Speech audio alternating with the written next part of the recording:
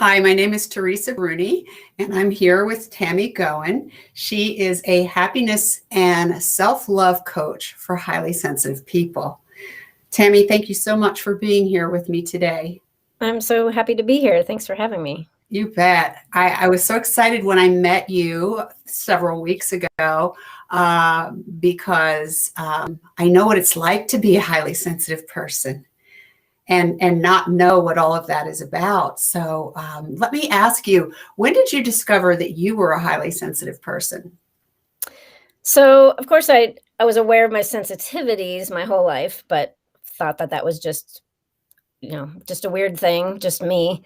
But probably somewhere between 10 and 12 years ago, I think, I had a situation with a couple friends that I was really struggling with and just really having a hard time understanding their viewpoint, them understanding mine. And a friend of mine who was supporting me said, "Hey, you should check this out," and sent me to online to an inventory, 16 traits of highly sensitive people. And I pull that up and I read through everything, and it's like check, check, check, a check, like all the way down the list. I'm like, what? Wow, what is this? This is me, So, and obviously, it wasn't just me, or there wouldn't be an inventory, and it would be online.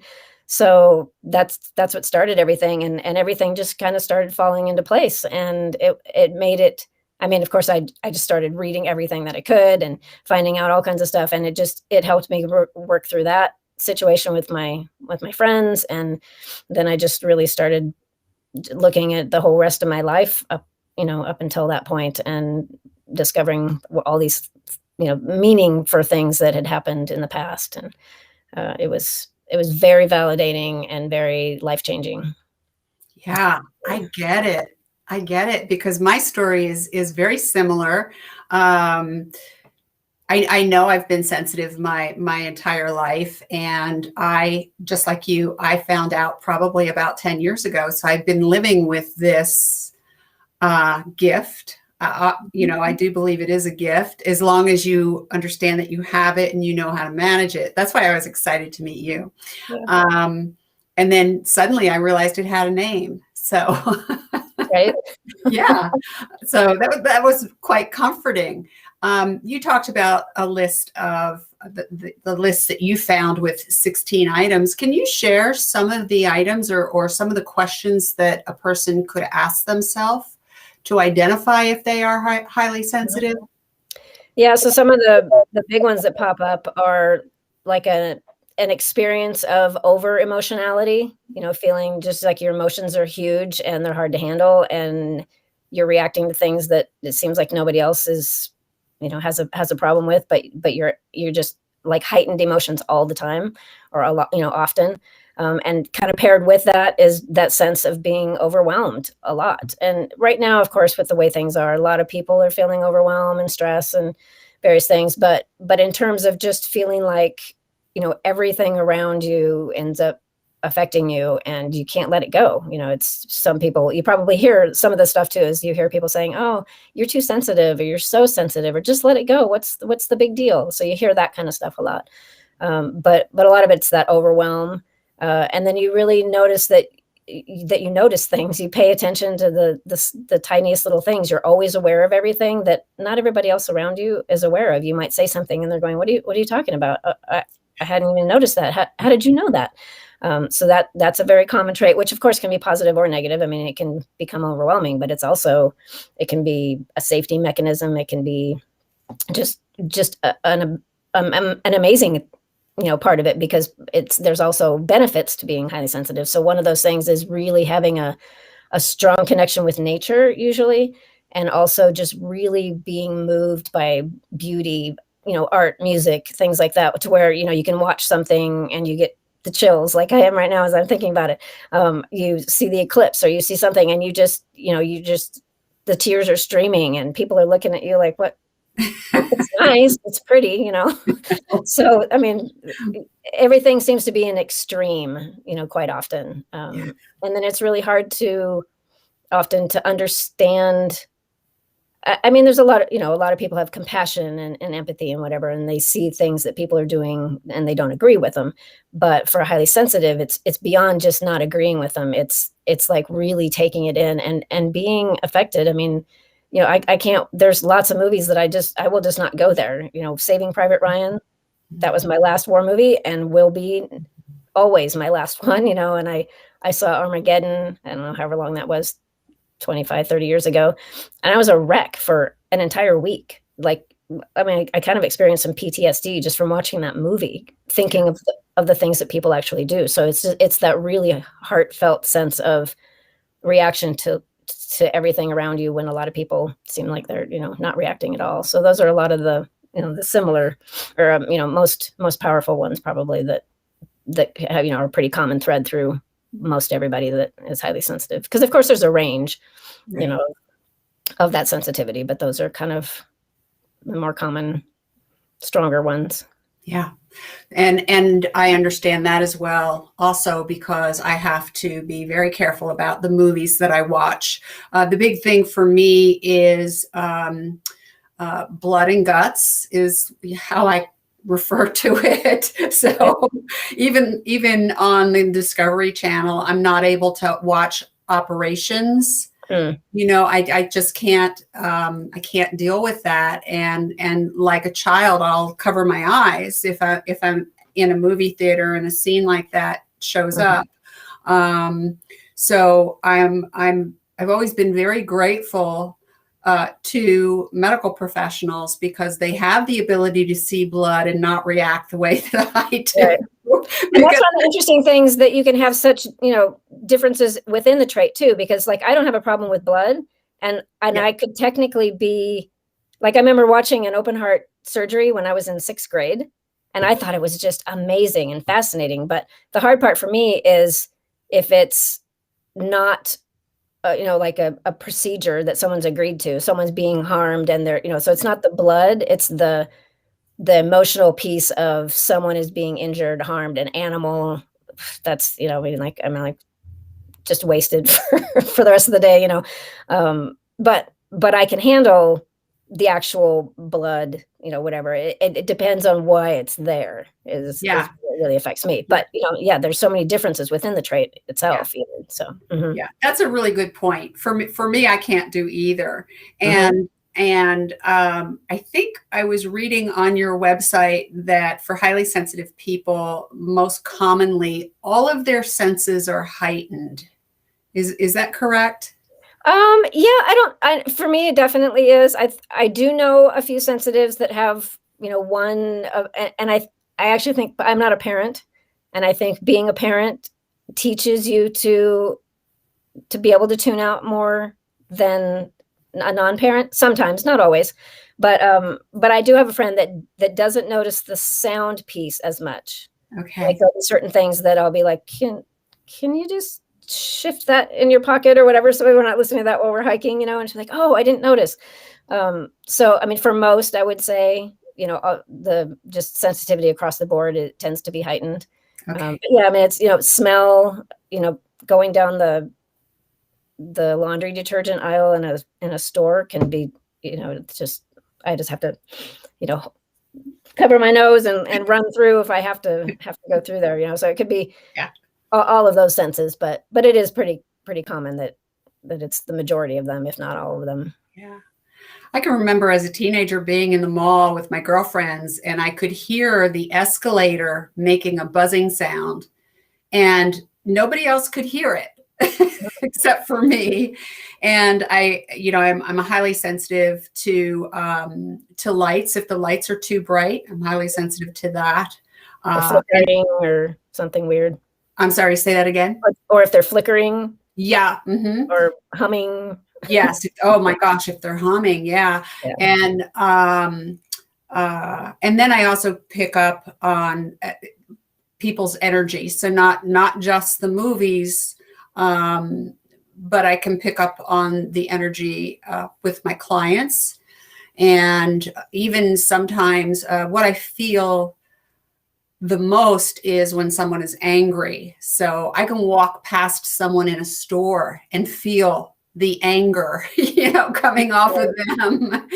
And so I have to move away. Does that happen to any of your clients? Yeah, definitely. I mean, energy is a huge piece. We tend to be the ones you walk in a room and go, something's off. Somebody's having a rough time or whatever. And then you interface with a person and you realize, oh, okay, got to tread lightly, or, maybe they need just a comforting comment, or, a touch or something, or, okay, we need to not go there with this person right now, or so, so those can be skills like in the workplace or in families or whatever, because you just kind of have that sense of this person needs something, or, oh, this is not a good time to approach someone, even though they haven't said anything or done anything. You can just feel that energy. We're kind of the canaries in the coal mine, whether it's smells or seeing things, that other people aren't aware of, or being aware of that energy that others just, they just carry on and do what they're doing. But we're going, wait, nope, there's something going on here. So yeah, the energy is a really big part of it. And then, of course, because we process everything so deeply, we hold on to that, right? So it's not just like, oh, we notice it and then let it go. It's like we notice that, and then you could just like, okay, I've got to solve this. I've got to figure out what this is, instead of just being aware and then being done with it. It continues to affect you usually. So yes, and so that's a real skill that people need to learn, is to how to release themselves from that energy. And that's a skill that I have developed, and I've had to with the work that I do. And I was working with a client, quite talented young lady, and she said to me, well, you know how it is. You pick up the energy from your clients and carry it with you. And I said, no, I don't. I know how to protect my energy, and I know how to cleanse my energy. And that's so vitally important. Could you share any tips on that? Yeah, I think, of course, there are certain things like, saging or cleansing or something your area. And of course, there's crystals and various things like that, depending on, where your thoughts go with all of those kinds of things. But it is really, really important to be able to set energetic boundaries. So like little, bubble areas, or just to be aware of, like, oh, okay, this is mine, this is not mine, setting those limits and being conscious of them as you go into certain situations. If you're working with a client or you're out in a big, group of people, and you're like, okay, there's going to be a lot of energies out here. So you actually, create that boundary. And I find for sensitivity in general, there's nothing quite the same, at least for me, as meditation, or like some kind of a mindful, practice every single day, to really, come in and calm that nervous system, and just be in that place of stillness and letting everything. I mean, that's the only way, not the only way, the easiest way, I think, the most effective way to be able to keep things, out there, and not, bombarding you and affecting you all the time, is to have that practice. But overall, self-care itself is just really, really important. So you have more reserves to handle everything. But there are a lot of different techniques that you can do, to create those energetic boundaries.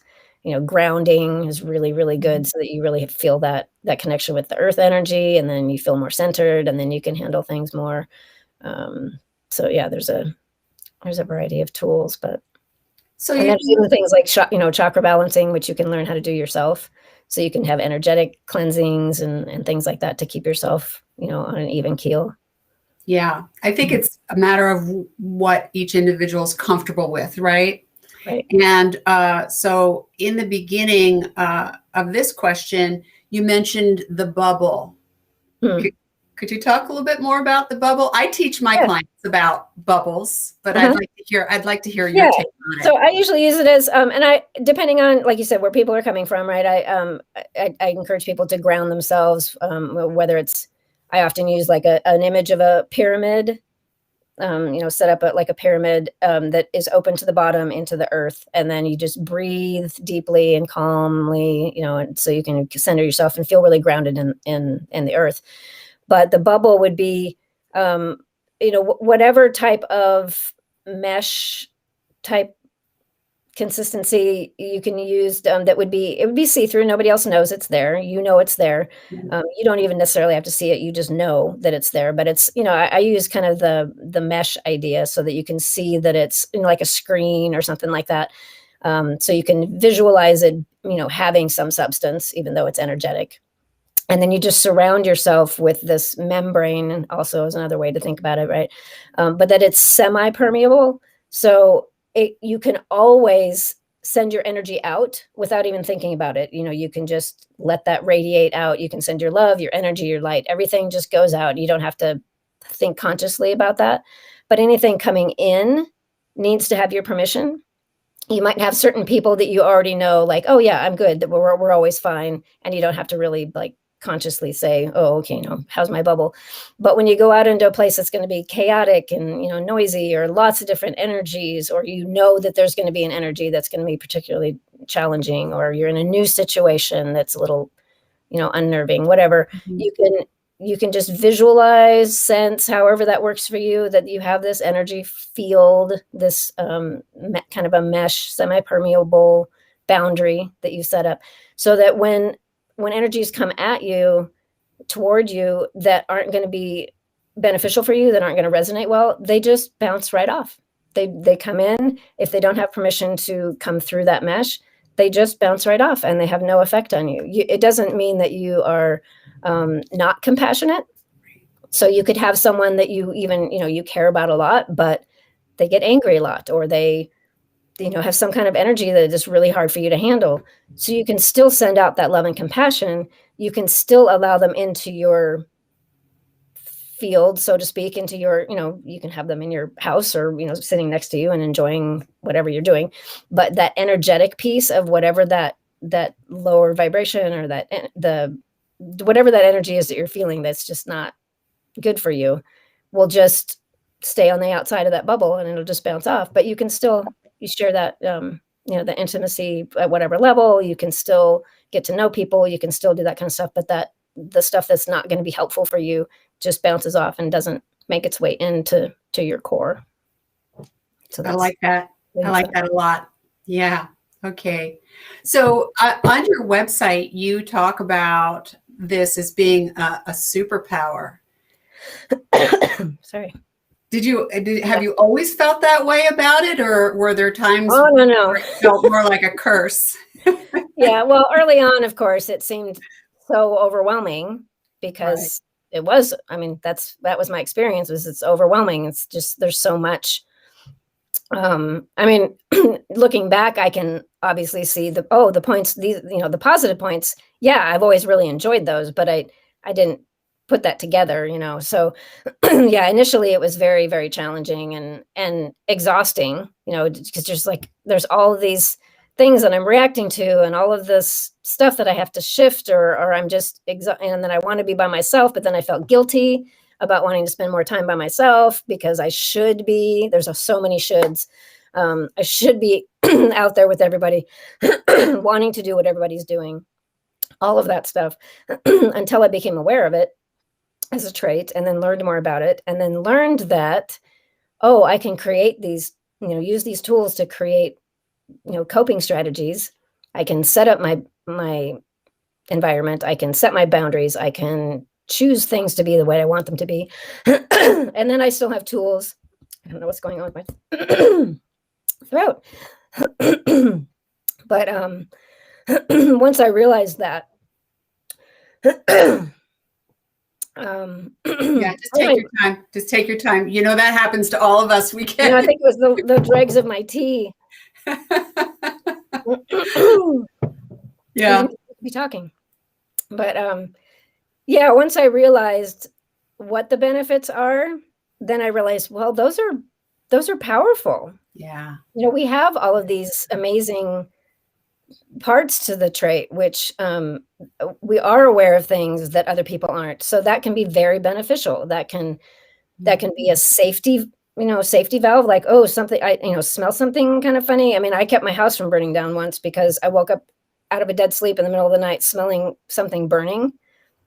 And it actually turned out to be really subtle, because I got up, I'm like, okay, I got to figure out what this is. And I had to go room to room to room And it was just super subtle, but it ended up being my baseboard that had been rewired, and it was not a Wow. good thing. So I, shut off the Mhm. breaker. It's like, okay, everything went to bed, came out, in the morning I opened it up. I'm like, whoa. So, I mean, it can certainly be a helpful Yeah. thing. It helps us, like, in a work environment, we can be the ones that know kind of how to talk to everybody and bring everybody together and know what people need.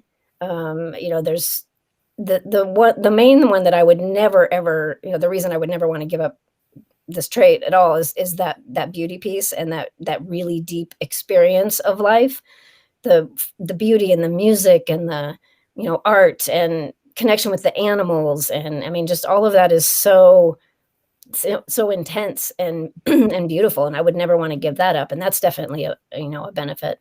And then in terms of like leadership and being able to see all, because we tend to be able to see all, not just two sides, but like all sides of of a situation, to see, oh, okay, well, I can see where they're coming from, I can see where they're coming from, I can see these options, what about this? And so we come up with, like, problem solving is really good, creativity and problem solving. And Yeah. I mean, not necessarily, or I mean, a lot of us tend to be very organized, not all of them, not all of us though, not all of highly sensitives, but there's so many positives that that's what's important about education too, is explaining to people, what things can help us to be supportive, but also recognizing, how fabulous it is if we're okay sharing that with the world. Right. I think once you recognize that it has a name and you're not weird or abnormal, Right. you know, That would be fixed. yes, yes. And I think that's when then we start to tune into it and we realize what a superpower it really is. Mhm. So I agree with that. Now, I know you have a 13-year background in counseling, right? Mhm. Yeah, Yeah. I was at first. So so when you look back now, how many of your clients do you think were highly sensitive people? I think it's it's likely that a lot of them were, for the reason that, so I worked a lot with trauma survivors, children and adults.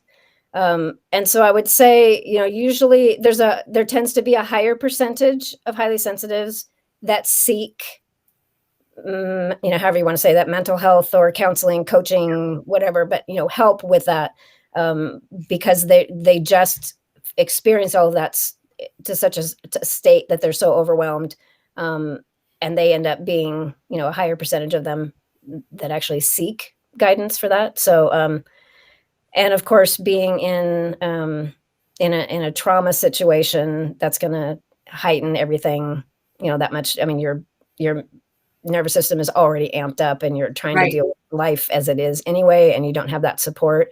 And one of the interesting things about high sensitivity is that if you have, um, a very supportive, calm, safe childhood, then you actually are more likely to develop really good coping strategies and be able to use your gifts in really positive ways, as you grow up. But if you don't have that support in your childhood, you're, whether it's, that there's trauma or not, but just that you're just not feeling very supported or safe, and you really, really feel like an outlier, then you're more likely to have developed, anxiety, depression, substance use, a variety of different, coping strategies that aren't helpful. So there's a wide range there of experiencing that level, but definitely I would say that in the past with my counseling clients, a lot of them were highly sensitive, but that's how I got into, once I was, as a coach, more recently, once I started really focusing on primarily highly sensitives, is that I started noticing that the majority of all of the clients that were coming to me for coaching were highly sensitive. I wasn't focused on that, but as I would, do an intake and then kind of get to know them and stuff, I'd start asking questions. I'm like, oh, so what about, and I'd ask these very questions, and they're like, oh yeah, yeah, yeah. I'm like, okay, that's what I was thinking, So, so it's definitely, what led me to specializing, being highly sensitive myself and getting it, And then seeing that those are the people that were finding me, and realizing that was really something that was needed, that it's, you know, a really good thing these days. But yeah. It is. And so when you and I first met, I told you right away that I knew two people who could benefit from your help, because they are highly sensitive and they don't know how to reel in all of that energy. What do you think the biggest challenge is among your clients who are highly sensitive?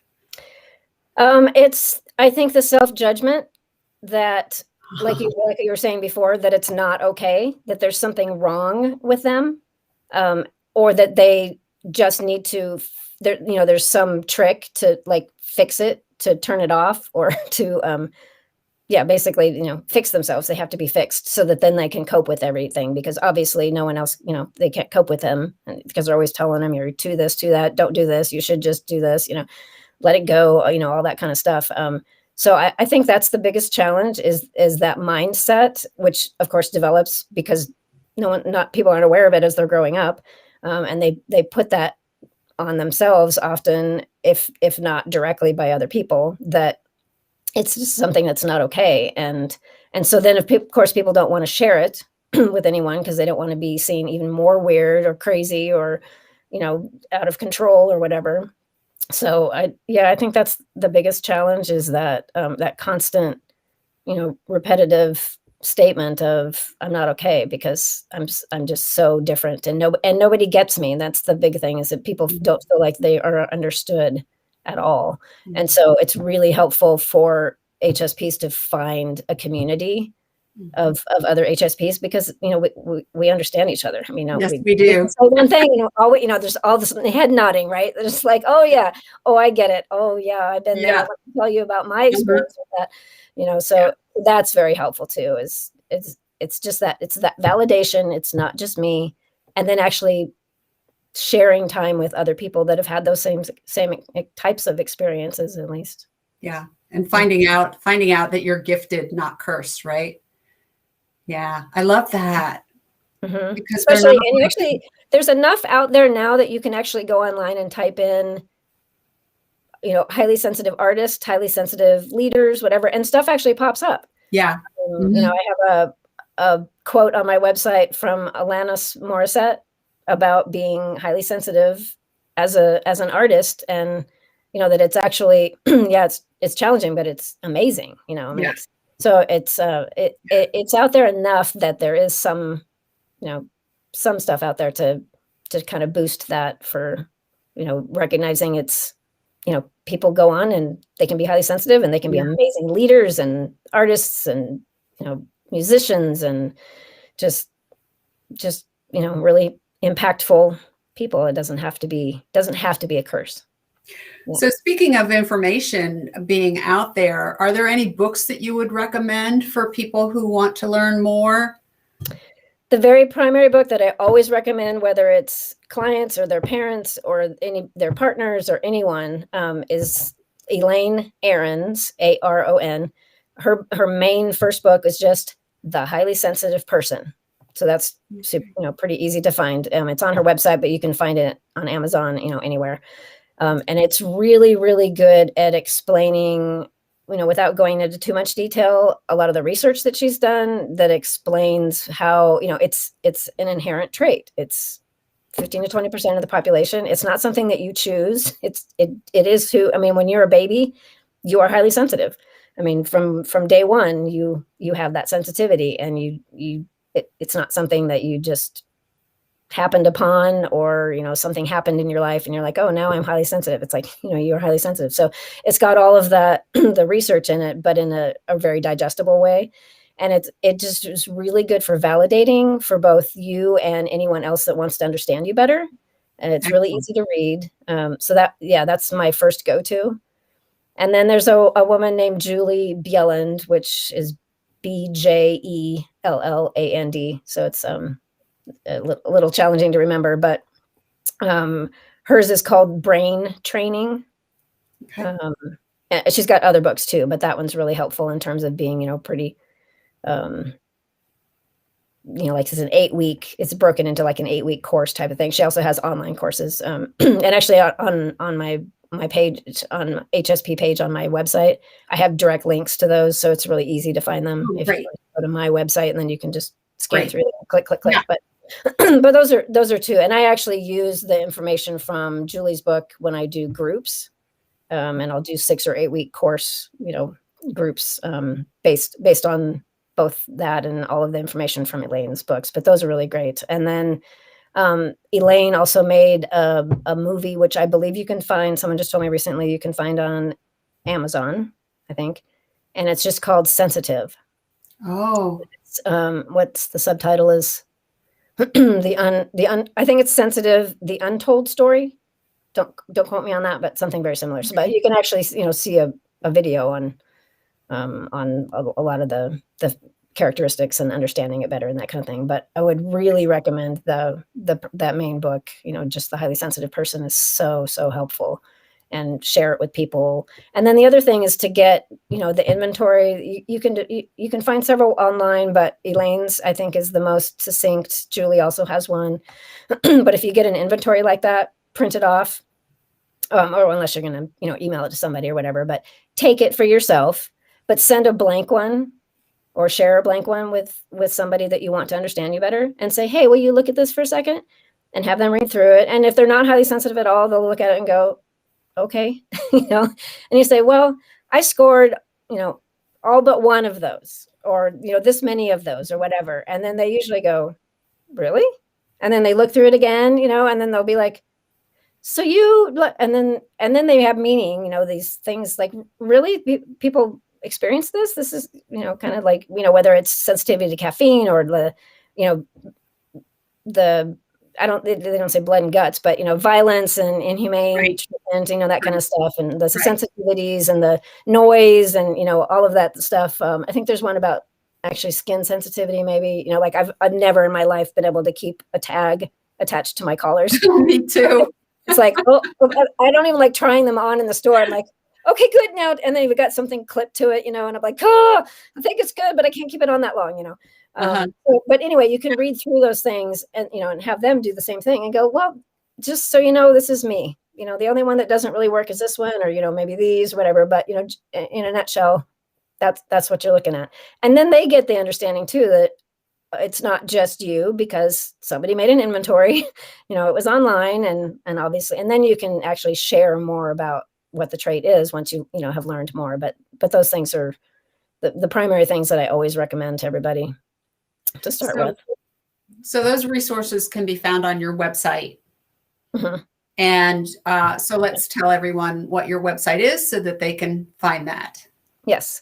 So it's Lifescape, like landscape, Lifescape hyphen and wellness.com. Okay. You have to have the hyphen in there because, someone bought up that name when I was ready to buy it. So it has the hyphen in there, but so Lifescape hyphen wellness. Wellness. All right. Excellent. And so people can reach you. Yeah, absolutely. They can put a thing on there that'll send me a request to contact them, or they can, text or call my number or send an email. Yeah. And before we wrap things up, I can see the chat box. Sheila, if you're still there, thanks for hanging in here with us. I have been reading your comments here. She says she can't watch the news. And yeah, all three. And hopefully, if you are still here, if you haven't found this online, there's a just Google in Good News Network. Yeah. And you can get what they call it, their daily jolt of good news. You can sign up for their little, weekly or a daily thing. You'll get the top 3, topics or whatever for the day in your inbox if you want. But you can go there and you just hear happy news, So, and that's so important because you need to like fill your bucket with lots of really good stuff to be able to cope, with everything else. And so, avoiding, commercial type news. Oh yeah. I've literally I've cut the cable. There is no cable coming into my house. Yeah. Because I could talk all day about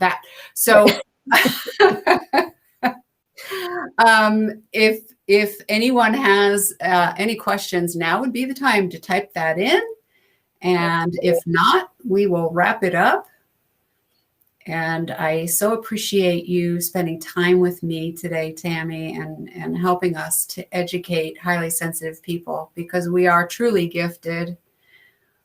Yes, and we are really needed right now with the shift and the way everything's happening. If we can, you know, empower ourselves and put ourselves out there to help the greater good, I mean, we have a lot to offer. So that's the important thing to recognize. It's like if you get all those tools and you understand everything, then you can actually use those as strengths, you know, like our superpower. So yeah, it's been great being here with you. Thank you. Thanks. All right. Well, we'll say goodbye for now, and you and I will talk again soon. Very well. Okay. Good. Have a great day. You too.